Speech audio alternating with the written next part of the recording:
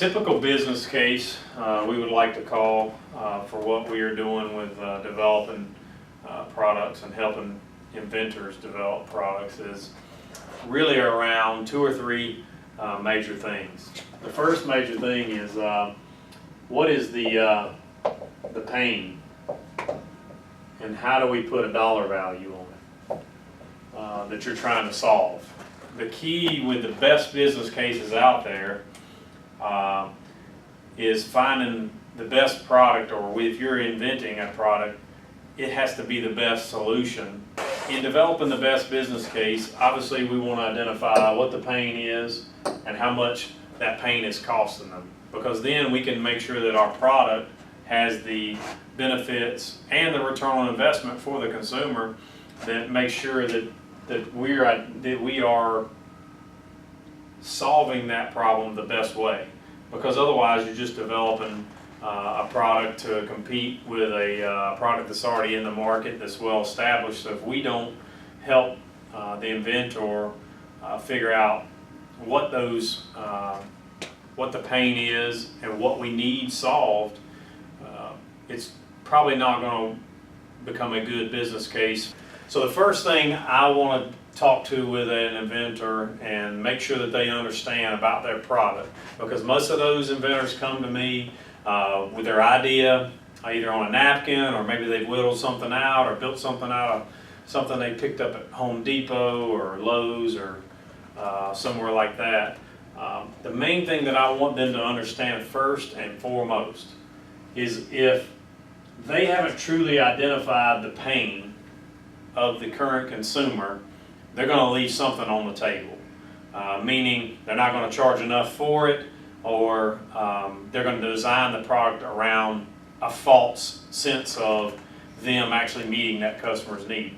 What they're designing may not actually meet the customer's needs. Then we got to make sure that they're IDing the cost of how it's currently done. People do not change the way they're doing what they're doing until the way they're doing what they're doing is so painful that they have to make a decision to go a different direction. And you want your product to be clear and visibly the best solution if they're going to change and go a different direction.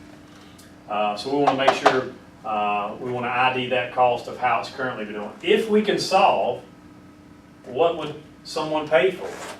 You know, that's the thing a lot of people don't think about is, I may be able to design something that costs $10, but if I can truly understand the cost and what people would be willing to pay, that really sets the value of what I'm designing. And I'd much rather be able to build it, make it for 10 and sell it for 100 than make it for 10 and try to sell it for 20. And I think a lot of people don't get that part of it. They just want to be able to make it, design it, build it, and make it as cheap as they can and sell it as cheap as they can. I mean, think about Apple. They own less than 20% of the market, but own 80% of the profits. That's, you know, you got to think about things like that.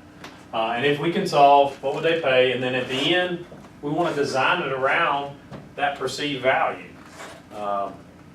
If we don't, we're going to leave margin on the table. We're going to leave benefits and features on the table, which then at the end produces which increases the ROI of your product.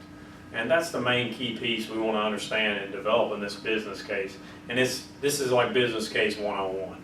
You got to understand what's currently available, and with your design you want to make sure that you can meet those needs and do it in a way that also offers you in the design multiple iterations in revising that design and tweaking the design and continually improving to meet the customer's needs for years to come. You don't want to be a one and done.